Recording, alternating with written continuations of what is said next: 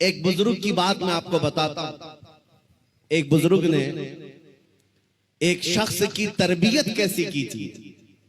मुरीद था, अपने शेख से आकर कहा मोहब्बत कैसे करूं, मोहब्बत कैसी होनी चाहिए।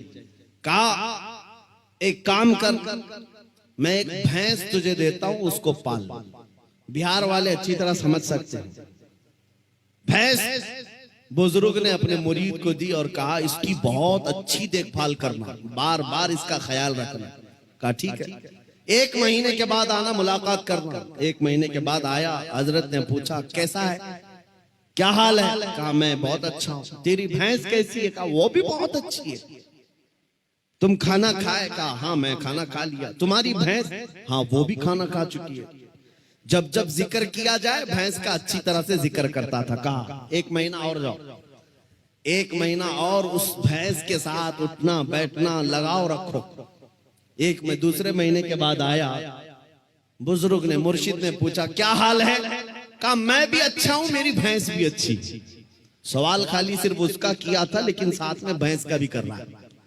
कहा तू खाना खाया। कहा मैं भी खाना खा चुका, मेरी भैंस भी खा चुकी।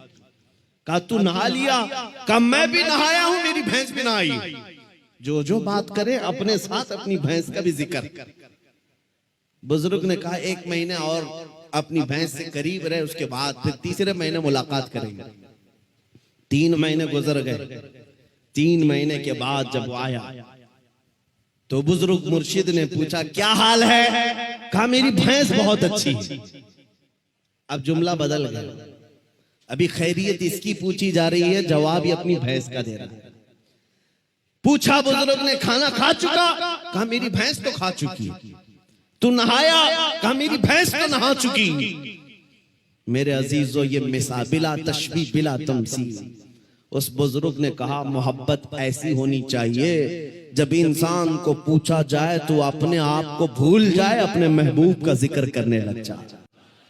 जब वो कमाल को पहुंचता है, सिर्फ उसकी आंखों में अपने महबूब के जलवे हों,